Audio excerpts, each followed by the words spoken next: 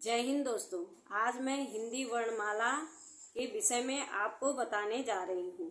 हिंदी वर्णमाला वर्णों के व्यवस्थित समूह को वर्णमाला कहते हैं। हिंदी वर्णमाला किसे कहते हैं?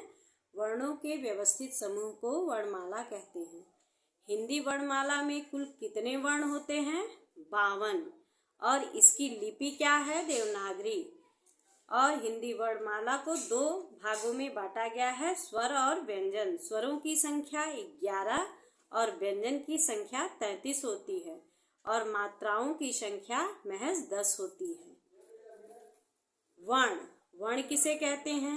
भाषा की सबसे छोटी इकाई ध्वनि है और ध्वनि को लिखित रूप में वर्ण द्वारा व्यक्त किया जाता है। विशेष क्या है? उच्चारण की दृष्टि से भाषा की लघुत्तम इकाई क्या होती है? ध्वनि होती है। उच्चारण की दृष्टि से भाषा की लघुत्तम इकाई ध्वनि होती है। यदि पूछा जाए कि उच्चारण की दृष्टि से भाषा की लघुत्तम इकाई क्या है, तो यदि ध्वनि लिखा जाए, वर्ण लिखा जाए और कुछ भी लिखा जाए तो आप उसमें ध्वनि लिखेंगे। और लेखन की दृष्टि से भाषा की सबसे छोटी इकाई वर्ण है। यदि पूछा जाए कि लेखन की दृष्टि से भाषा की सबसे छोटी इकाई और ध्वनि और वर्ण लिखा गया हो, तो आप उसमें वर्ण को सही टिक करेंगे। फिर क्या है? हिंदी व्याकरण में हिंदी वर्णमाला को 2 भागों में बांटा गया। अभी हमने आपसे चर्चा की है कि हिंदी वर्णमाला को 2 भागों में बांटा गया है। कौन कौन से भागों में? एक स्वर है और दूसरा व्यंजन। स्वर कितने प्रकार के होते हैं? स्वर 3 प्रकार के होते हैं, ह्रस्व स्वर, दीर्घ स्वर और प्लुत स्वर। और व्यंजन कितने प्रकार के होते हैं? व्यंजन भी 3 प्रकार के होते हैं, स्पर्श व्यंजन, अंतस्थ व्यंजन और ऊष्म व्यंजन। स्वर वर्ण जिस वर्ण के उच्चारण में किसी अन्य वर्ण की सहायता न लेनी पड़े उसे स्वर वर्ण कहते हैं या स्वतंत्र होते हैं।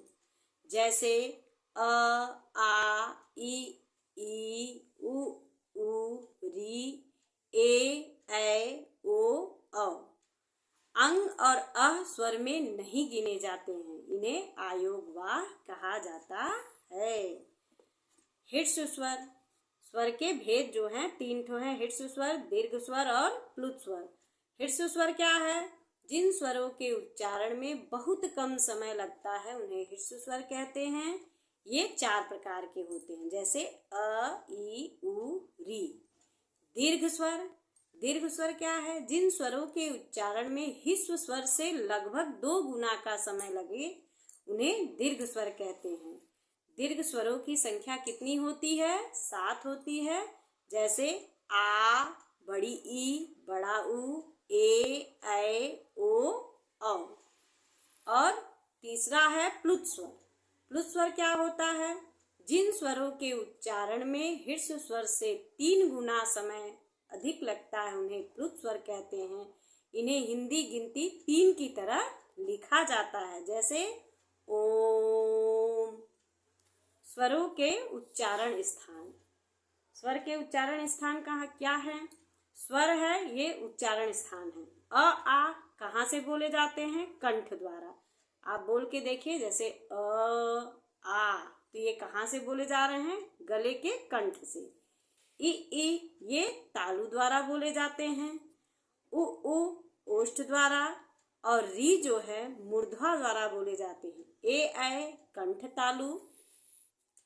ओ, कंठ ओष्ठ। इस वीडियो में इतना ही। यदि आपको मेरा और आगे का वर्ण विचार पढ़ना है पार्ट 2, तो आप इस मेरे वीडियो को लाइक कीजिए, शेयर कीजिए और सब्सक्राइब कीजिए। धन्यवाद। Thank you.